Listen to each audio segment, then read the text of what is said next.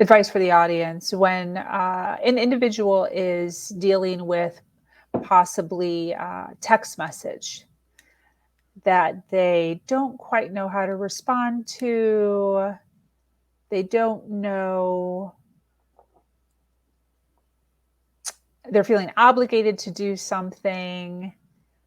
What is your advice on waiting to respond? Some individuals have a thought process where they have to respond right away with an answer, or something bad will happen, like a wicked wish will come and attack them or something from the phone. Yeah. What is your thought process? What's a good amount of time that somebody can wait? Do they have to respond right away? Can they wait?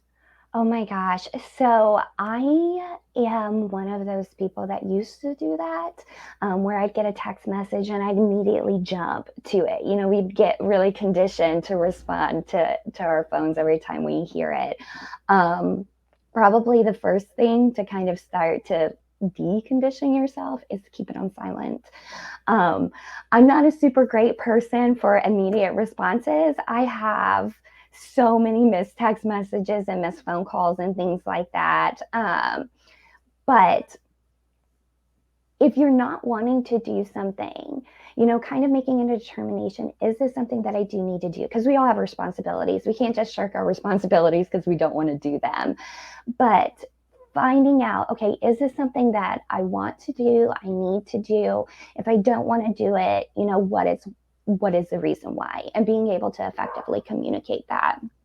So one of the things that I used to do is, and I know that we were talking about text messages, but plans with friends, right? Because our friends will be like, hey, you know, why don't we go out for lunch this weekend or whatever.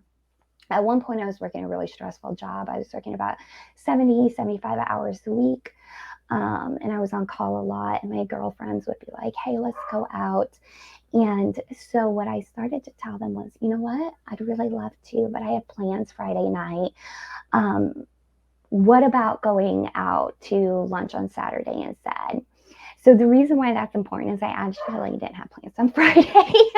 My plans were with myself to go home, to straighten up my house, and then order takeout and crawl into bed and watch true crime all night because I needed that time to decompress. But what it started to do was a couple of different things. One, it validated that they wanted to spend time together, but it gave an alternative. And two, it also started to condition my brain that now I've said I have plans, which is a commitment with myself. And so I didn't have as much guilt because guilt is a real thing, guys. Like you start to feel guilty because you're not doing what other people want to do, even though you want to do something different.